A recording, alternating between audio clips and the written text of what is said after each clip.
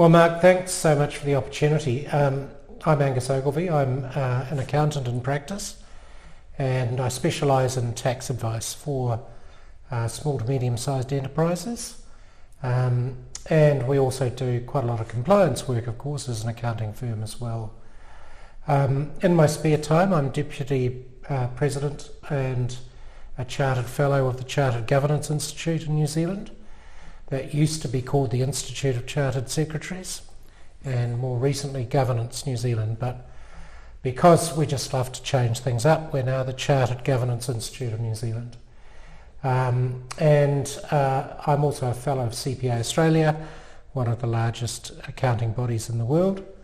And at Generate Accounting, our team provides strategic planning, accounting services, and of course, as I mentioned, tax advice to directors, primarily of growth-oriented companies, and increasingly we do a lot of work with charities and for-purpose organisations as well. Okay, so given your role with the Chartered Governance Institute, a great person to talk about Chartered Secretaries. Hopefully.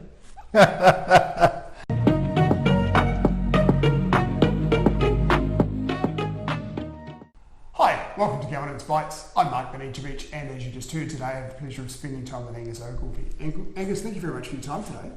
No worries. You, as you've said, are the Deputy President of the Chartered Governance Institute, which recently renamed to coincide with the rest of the global institute, right? So starting at the beginning, as the entity essentially that started out qualified Chartered Secretaries, what is a Chartered Secretary?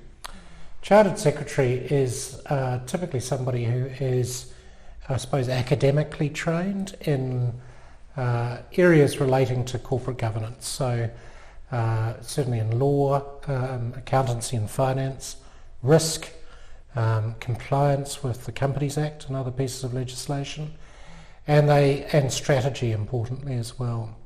So they tend to be an indispensable resource for boards in terms of how they might interact with a board. They will probably set agendas in conjunction with the chair. They'll produce the minutes. They'll help induct new people onto boards, and they'll ensure that the company is compliant with various legislation. Do you tend to find then that sometimes the Chartered Secretary is the most knowledgeable person about governance on the board or in the boardroom? Well, you might very well say that, Mark, but I couldn't possibly comment. But certainly the one with the most formal training, I would think. Right. And so they should be relied upon to guide the board through any compliance issues, and also to ensure that the board has routine and regularly reviews policies and strategies throughout the course of a calendar year. Right. You mentioned when we were talking earlier that part of that training is also around the listing rules, so they know a lot about listing rules for a larger company as well. And that prior to 1993, larger companies were required to have a Chartered Secretary. Yes. Whereas that's no longer a requirement, certainly still an area of value. So what's involved? Not in New Zealand, although it still is overseas. Still required overseas. Right. What is involved in becoming a Chartered Secretary? Well, anyone who has a postgraduate degree would certainly be in a position to embark on that course. Anybody who's interested in corporate governance and administration of companies can become a Chartered Secretary. Certainly if you have undergraduate qualifications in accountancy or in law, the education's slightly more truncated. So in the case of accountants and lawyers, there are typically only 2 courses they need to do, and they get recognition of prior learning in terms of their undergraduate qualification. For those who haven't gone through a commerce or a law background, then there are 6 courses that they would do. And recently we have made it easier for MBA graduates with recognition of prior learning there too, so that in some instances they can get credit for 3 of the 6 courses, depending on which institution they qualified through. And those courses are essentially the same sort of structure as a postgraduate course, right? Very much so. The full semester of work, 3-hour exam at the end, as you were saying earlier, is worth 40% of the mark, and then 2 internal assessments worth 60%. So a fairly solid undertaking. It's not a light business one-day course. No, it's a fairly intensive piece of work. It's academically rigorous. I think that's the important thing to note. So it tends to be taught by academics. There are 6 core courses. Again, some will get recognition based on prior qualifications, but we have courses in corporate governance, in corporate accountability, finance for decision making, which is essentially accountancy and interpreting financial documents, risk and compliance, corporate law, and development of strategy. Right, so all of the elements that together would make somebody a good director. So it would seem that a Chartered Secretary would also be a good candidate to be a director as well. Absolutely, and there are 2, there's a direction that's aligned with it to another qualification we offer called a Chartered Governance Professional, which is more aimed towards somebody who wanted to pursue a directorship. But again, there will be some core topics to both qualifications. What is the role of a Chartered Secretary? Well, it's first and foremost, Chartered Secretary there is to administer the company. And traditionally they were called administrators, company administrators. So part of the role is to ensure that there's compliance with the Companies Act, so that is Companies Office administration. In larger companies, a Chartered Secretary would be responsible for complying with the listing rules and the NZX. They're also there to essentially be, if you like, a secretariat for the board. So they will liaise with the chair in particular to compile agendas, pull together the necessary documents for a board meeting in terms of background, strategy documents, that sort of thing. They'll also guide the board through any considerations around compliance or risk. They'll certainly almost always compile the minutes from a meeting and importantly the action items that spill out of each board meeting. Right. And it's in that role, as you mentioned, that depending on the skill and capability of directors, because there's no requirements to become a director of a company in New Zealand. It's purely around how the company selects the skill sets they want on the board, and quite often companies will be targeting particular skills that aren't necessarily about being directors. There might be specialist skills about being an economist or someone I used to work with at the University of Auckland was put on a significant board because of his background in finance, for example.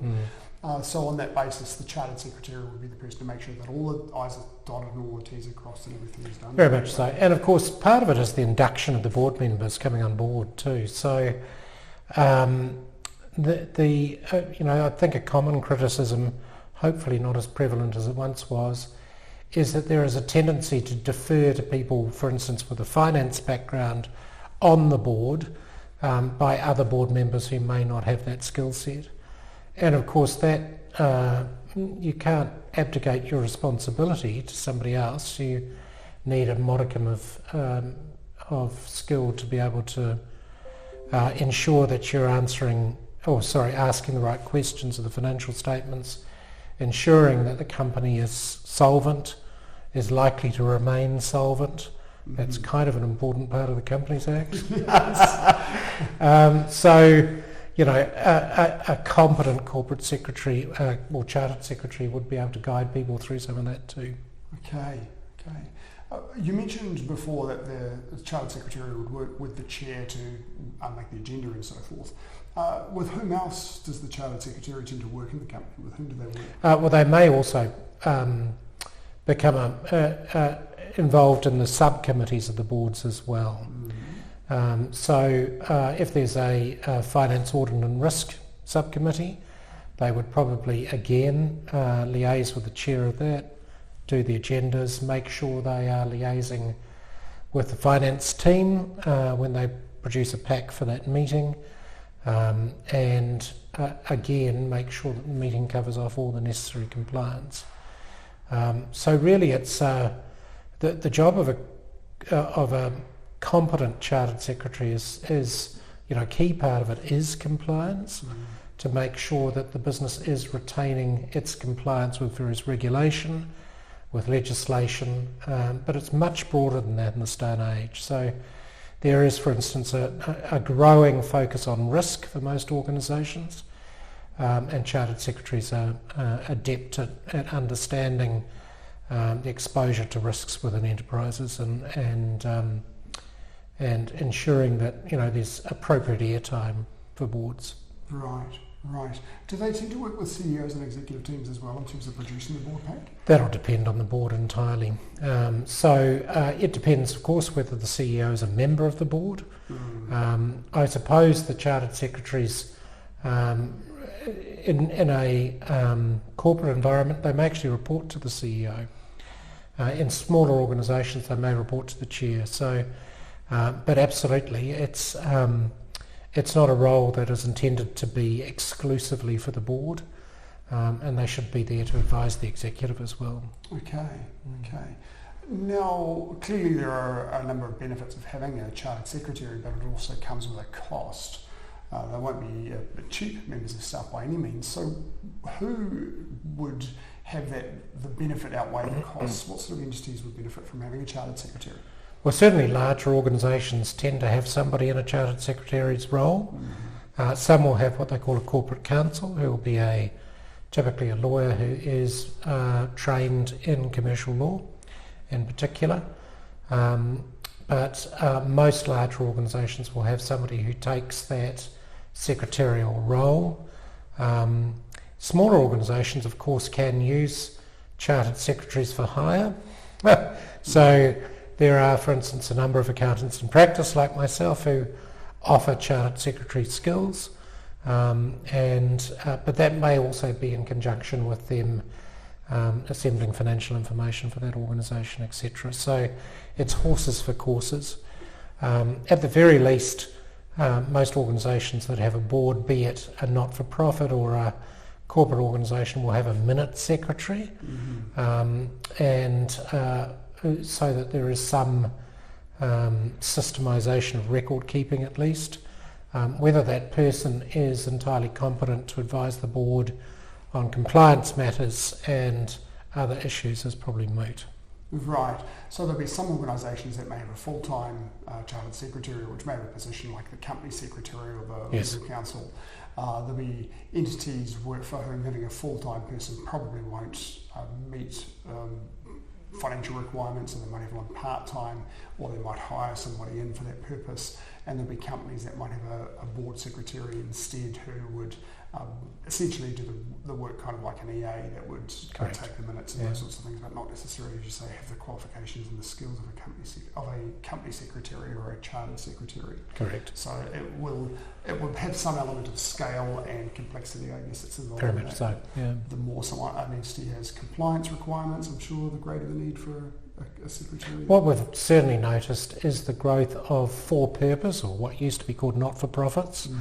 There's a real hunger for chartered secretarial skills, principally as they professionalise and become less volunteer-based and become more professional organisations, and the onus on board members of for-purpose organisations continues, the responsibilities continue to increase.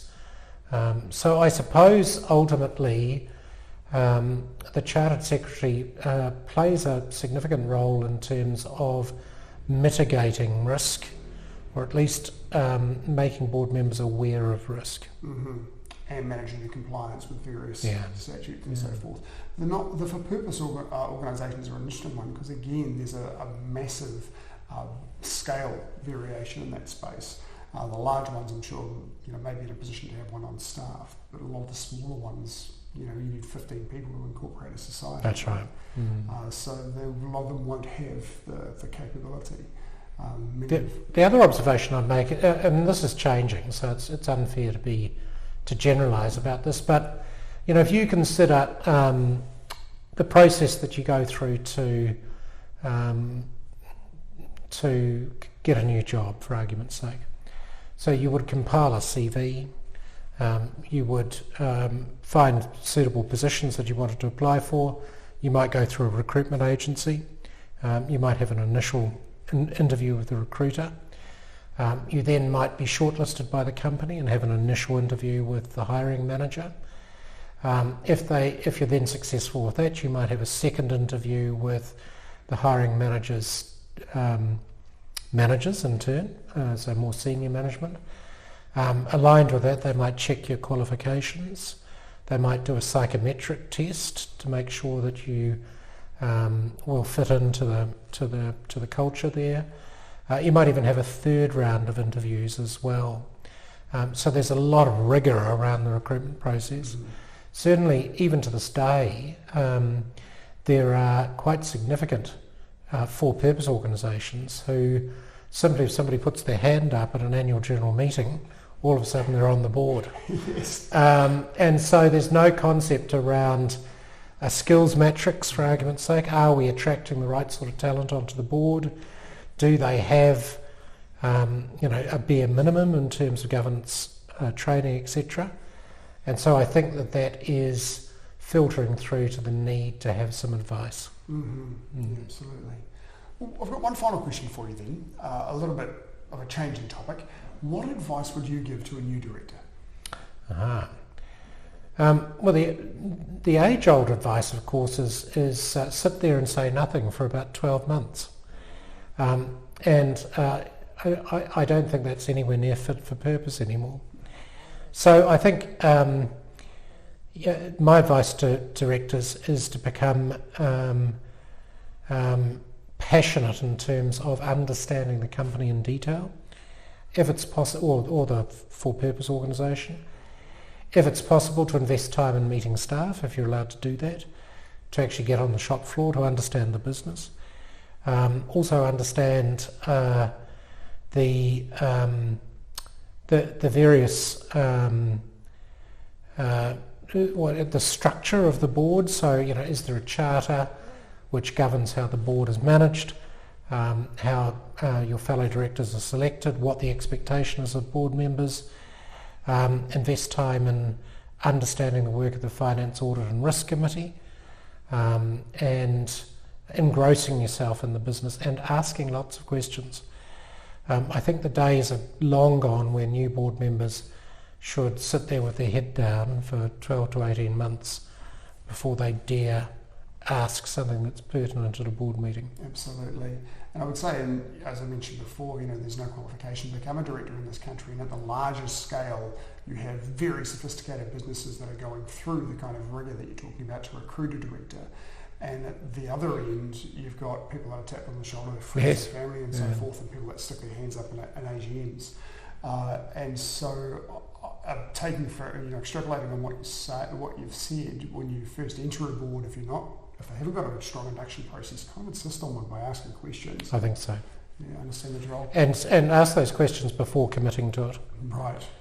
I believe, if a board is serious about the process, it should be a two-way conversation. So if I was a potential director considering an appointment, I would want access to financial records and a whole bunch of information on a confidential basis, of course, to ensure that I was going in with my eyes wide open. Yes, you certainly don't want to be jumping onto a board that's on its way out. No. That would get you in a lot of trouble. Well, Angus, thank you very much for your time. Appreciate the conversation. I look forward to catching up again soon. Excellent. See you next episode. I've enjoyed it. Thank you. Thank you for watching this episode of Governance Bites. We have more episodes on YouTube and your favourite podcast channel, where I interview directors and experts on various topics relating to boards of directors and governance. We'd love to see you back, and please like, subscribe, and share the videos and podcasts.